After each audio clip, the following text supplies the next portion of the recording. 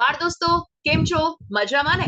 આજે આપણે ધોરણ 6 એનું ગુજરાતી સેકન્ડ લેંગ્વેજ બુકમાં સૌથી પહેલી કવિતા એક જ ડાળના પંખી ભણીશું. બહુ સરસ રીતે ગાશું, સમજીશું. અને શાંતિલાલ શાહે લખેલી કવિતા અને પછી આ સવાલ જવાબની પણ ચર્ચા કરીશું. તો હજુ સુધી જો તમે આ ચેનલને લાઈક, શેર અને સબસ્ક્રાઇબ ના કરી હોય તો કરી લેજો, જેથી કરીને આવનારા તમામ વિડીયોઝની માહિતી એ મળતી રહે. તો શરૂ કરીએ. એક જ ડાળના પંખી. બહુ સરસ મજાની કવિતા કે જ્યાં સંપ યુનિટીનો મહિમા ગાવામાં આવ્યો છે. સુખ દુઃખમાં સાથે રહી અને પ્રકૃતિનું એટલે કે નેચર, કુદરત એનું ગાન કરવાની વાત પણ અહીંયા રજૂ થઈ છે. કાવ્યનું વારંવાર ગાન અને પઠન કરવાથી આપણને બહુ સરસ રીતે આ કવિતા યાદ રહી જશે. અને આવા જોડકણા પણ ઘણા બધા સાંભળ્યા હશે. એને એક જ ડાળના પંખી. બહુ અમે નાના હતા ત્યારે એક સિરિયલ આવતી આવી, એક ડાળના પંખી. શાંતિલાલ શાહે લખેલી સરસ મજાની કવિતા. તો આપણે ગાઈએ પેલા અને પછી આપણે સમજશું. રાઈટ?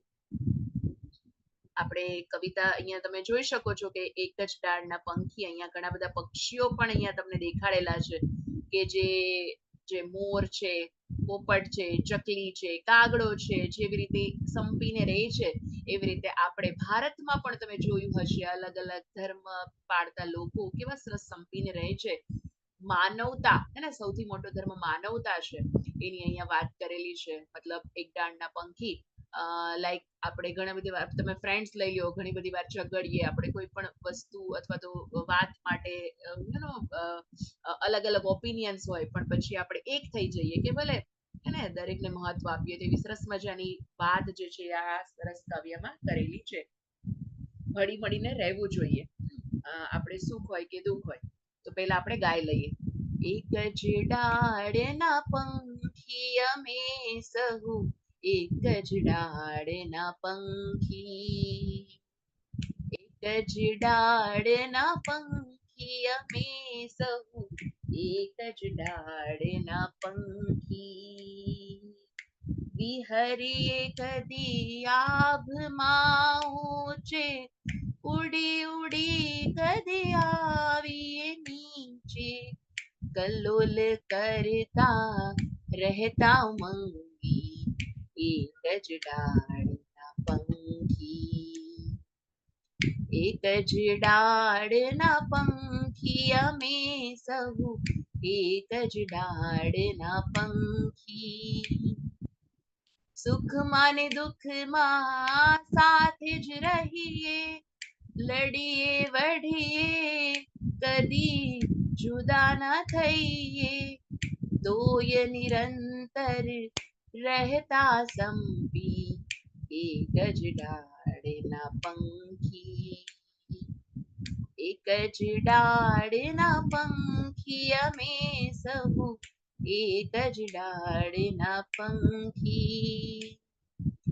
ધરતીને ખોડે બાળ અમે સહુ, કરીએ કુદરત ગાન અમે સહુ, જીવન કેરા પ્રવાસના સંગી, એક જ ડાળના પંખી અમે સહુ, એક જ ડાળના પંખી.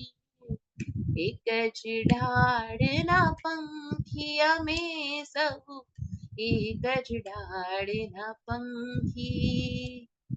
છે ને સરસ મજાની કવિતા?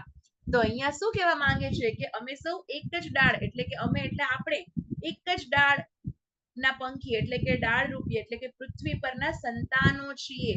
એને આપણે વિહરીએ કદી આભમાં ઊંચે, ઉડી ઉડી કદી આવીએ નીચે, કલ્લોલ કરતા રહેતા ઉમંગી, એટલે અમે આકાશમાં મુક્ત રીતે, સ્વતંત્ર રીતે, એકદમ સરસ મજાના આનંદથી ફરીએ છીએ. ક્યારેક ઉડતા ઉડતા નીચે પણ આવી જઈએ. આમ આનંદ કરતા ઉત્સાહપૂર્વક બધા હસી ખુશીથી સાથે રહીએ છીએ. એને એક જ ડાળના પંખી એવી વાત કરેલી છે. સુખમાં ને દુઃખમાં સાથે જ રહીએ, લડીએ વઢીએ કદી જુદા જ ન થઈએ, તોય નિરંતર રહેતા સંપી. એટલે શું કહીએ છીએ તો કે જિંદગીમાં સારા ખરાબ કોઈ પણ સમય આવે, સુખ હોય કે દુઃખ હોય, આપણે બધા સાથે જ છીએ, છતાંય ક્યારેક અંદર અંદર શું થાય, કોઈ વાર લડીએ હે ને, આપણે અંદર ભાઈ બહેન હોય તો ઘણી વાર લડતા હોઈએ, ઝઘડતા હોઈએ, પણ એનો મતલબ એ નથી કે આપણે અલગ થઈ જઈએ, તો પણ આપણે બધા એકબીજા સાથે સંપીને હળી મળીને રહીએ. ધરતીના ખોડે બાળ અમે સૌ, કરીએ કુદરત ગાન અમે સૌ, જીવન કેરા પ્રવાસના સંગે. એટલે કે આપણે છીએ ધરતીના આવા સંતાનો છીએ. આપણી ધરતી માતા તો એક જ છે, એના ધરતીના ખોડામાં ઉછરનારા બાળકો છીએ, અને એથી જ શું કરીએ છીએ, કરીએ કુદરત ગાન. કુદરત એટલે પ્રકૃતિ, નેચર, એનું ગાન કરીએ, સ્તુતિ કરીએ, ગાઈએ, અને જીવનની આ સરસ મજાની યાત્રા છે આપણે એના સૌ સાથી પ્રવાસીઓ છીએ. ન હોય જેમ કે ક્લાસ હોય તો ક્લાસમેટ, એવી રીતે જ્યારે પિકનિક હોય તો પિકનિક મેટ, મતલબ એવા પ્રવાસના સંગી છીએ.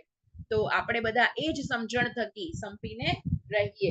આપણી લાઈફ જે છે એ આગળ સરસ વધારતા રહીએ. એકબીજા સાથે ઘણી બધી વાર મનમોટાવ થઈ જાય, યુ નો, તે આમ કીધું, મેં આમ કીધું, પણ doesn't matter. End of the day આપણે સાથે જ એક પૃથ્વી ધરતીના સંતાનો છીએ, સાથે હળી મળીને રહેવું જોઈએ, આગળ વધવું જોઈએ, એવી અહીંયા વાત કરેલી છે. આપણી લાઈફની જર્ની જે છે એના આપણે સૌ બધા પ્રવાસીઓ છીએ. આપણે એકબીજાના લાઈક કહેવાય ને કે સાથી છીએ, સંગી છીએ, તો આપણે હળી મળીને રહેવું જોઈએ. પ્રકૃતિનું, કુદરતનું ગાન કરવું જોઈએ, પ્રકૃતિનું ધ્યાન રાખવું જોઈએ. બીકોઝ નેચરનું ધ્યાન ના રાખીએ તો આપણું પણ ધ્યાન ના રહે, ને એના થકી તો આપણે છીએ.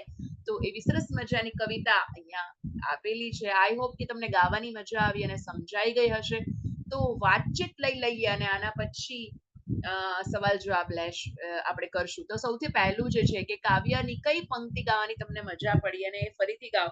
તો મને તો એ બહુ જ ગમે કે જેમ કે સુખ આવે કે દુઃખ આવે, ને આપણે ફક્ત સુખ માટે જ નથી, આમ કે ચલો યાર પાર્ટી કરવા માટે જ નથી. હા, તમને કઈ દુઃખ પડ્યું હોય, તકલીફ પડી હોય તો સાંભળવા માટે પણ તો કોઈ જોઈએ ને. એટલે અહીંયા સરસ છે કે સુખમાં ને દુઃખમાં સાથે જ રહીએ, લડીએ વઢીએ જુદા જ ન થઈએ, એક જ ડાળના પંખી અમે સૌ. એ મારી ફેવરેટ પંક્તિ છે. તમારી કઈ એ તમારે કહી શકો. બીજું, જો તમારે પાંખો હોય તો તમે શું કરો? ઓફકોર્સ, જો મને પાંખો હોય તો હું આકાશમાં ઊંચે ઉડું, 7 સમંદર પાર કરી અને હું આખી દુનિયાની જાણે યાત્રા કરવા જાઉં, અને જે જોવાના સરસ મજાના સ્થળો છે જોઈ શકું, અને પાંખો હોય તો. ત્રીજું, તમે આનંદમાં હો ત્યારે શું કરો? ઓફકોર્સ, જ્યારે આનંદમાં હોય ને ત્યારે મને તો ડાન્સ કરવો સૌથી વધારે ગમે. તમે મને કહેજો કમેન્ટ બોક્સમાં કે તમને શું કરવું ગમે. તો મને તો ગાવું, નાચવું અને મિત્રો સાથે વાતો કરવી પણ બહુ ગમે. ઓફકોર્સ આનંદમાં હોય ત્યારે આપણે ન કહીએ યાર પાર્ટી કરીએ ચલો, હે ને, તો એ ગમે. તમે તમારું કહી શકો. ચોથું, તમે ક્યાં ક્યાં કામ જે છે સાથે મળીને કરો છો? તો સૌથી પહેલું તો પ્રાર્થના. હું નાની હતી ત્યારથી મને યાદ છે કે અમે પ્રાર્થના જે સાથે કરતા, તો જે છે મને બહુ જ ગમે સાથે મળીને સૌથી પ્રાર્થના કરવી. સફાઈ કામ પણ સાથે કરવું ગમે, હે ને, કે ચલ તું આ કર લે, હું આ કર લઉં, હે ને, તો સરસ મજાનું કામ સાફ સફાઈનું સાથે થઈ જાય. પાંચમું જે છે, તમે રીસાયા છો કોનાથી, શા માટે? તમે તમારું જણાવી શકો. હું તો મારી મમ્મીથી બહુ રીસાઈ જતી, કારણ કે જ્યારે કઈ પણ વસ્તુ એ ખીજાય તો ઓફકોર્સ હું રીસાઈ જતી, હે ને. તો તમે તમારું કહેવાનું છે. છઠ્ઠું, સંપીને રહેવાથી શા શા ફાયદા થાય? ઓહો, સંપીને રહેવાથી તો મોટા મોટા ફાયદા થાય, ને એકતા એકતામાં જે બળ જે છે એ બહુ અનેરું છે, ને. તો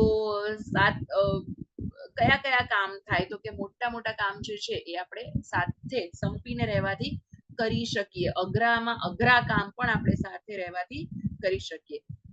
તો અહીંયા જે છે આપણે પછીના સવાલ જવાબ જે છે એ આપણે પાર્ટ 2 ની અંદર કરશું, હે ને. તો ત્યાં સુધી જોડાયેલા રહેજો. આઈ હોપ કે તમને કવિતા ગાવાની બહુ મજા પડી હશે, અને કવિતા જો સરખી રીતે સમજેલી હશે તો એના ઉપરથી તમને શબ્દાર્થ, સમાનાર્થી, વિરોધી, સવાલ જવાબ પણ આવડશે.